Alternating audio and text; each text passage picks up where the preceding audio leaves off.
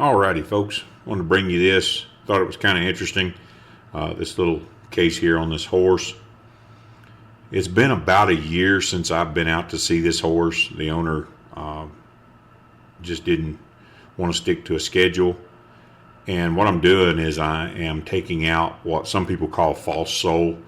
But what happens is as the sole grows out and becomes detached a little bit, and the new sole grows in, moisture and bacteria and whatever else, manure, gets in between those soles and it detaches, but not all the way, particularly when a horse is just standing around, a pretty soft ground. This is what will happen. And this horse had a lot of length and depth. You'll see here at the end, this horse made a really good transformation. I was able to trim it up and get it looking right. But it's kind of hard to work with a horse like this who hasn't had its feet worked with much, hasn't really been handled that much. So the horse didn't have very much patience, and I'm probably sure that the horse is kind of sore. You can see by that sole right there, that's a lot of sole. And this horse has a lot of length. But it also has a lot of depth. And its heels are way far forward. So what I've got to do is get its heels back up and under it.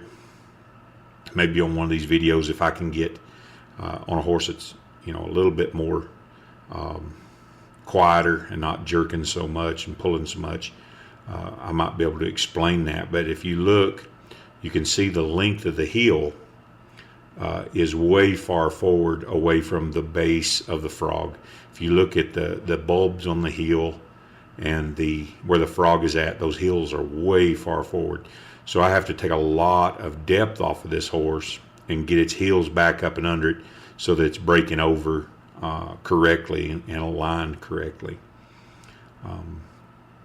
It broke off some of it here when it was fighting. We cut a lot of this video just because the horse was just pulling and pulling and pulling. You'll see here, I really take these heels back, and I just continue to just whittle it down. When they're this long, you just have to whittle them down and take what you can, and then go back and take some more until you get them to the proper depth. So as farriers, when we talk about depth, that's the distance between the coronary band and the ground, and then length is the distance from the coronary band to the toe. So we really have to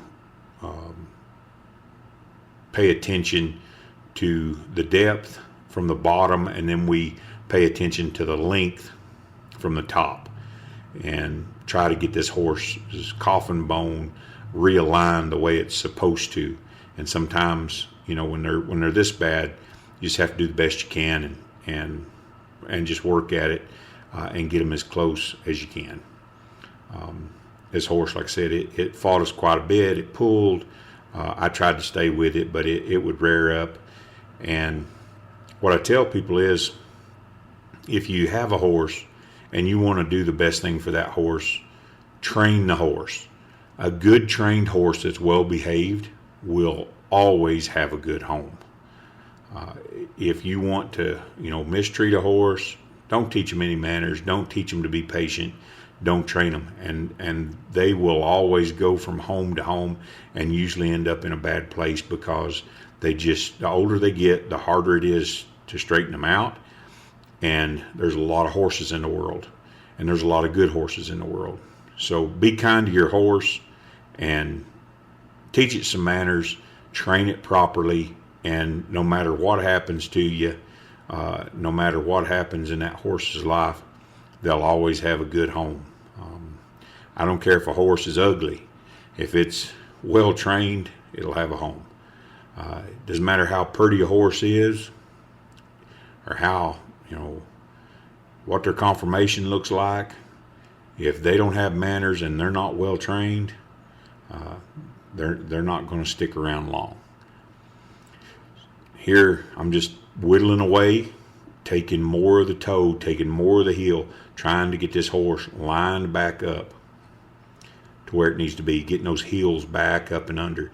And this hoof had quite a bit of cup to it from the heel to the toe, and that doesn't really bother me as bad as just trying to get the hoof realigned and get that coffin bone realigned to where it's supposed to, and the horse breaking over properly, trying to get the proper depth and the proper length. And I didn't get very much footage of the horse getting the length off of it. It's just because he was fighting so much. He wouldn't leave his foot on the stand. So when I turned the foot over and put it on the stand, I addressed the length and the flare, and maybe in another video I can kind of show that a little better. But he looks really good. He's starting to really look like he's in the shape he's supposed to be. Some horses make a really fast transformation. You can get the feet where they're supposed to be, and others, it's a long, hard journey for them trying to get them back into shape.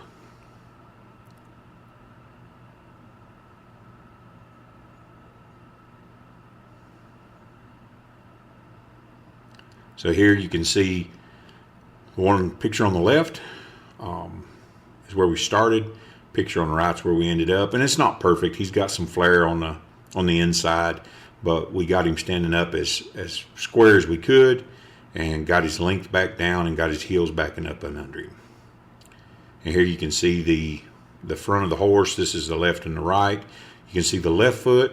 The left hoof is got a little bit more flare to it. Seems like he spends a lot more time on that lead, or at least bears weight on that, and that's what causes those hooves to flare out.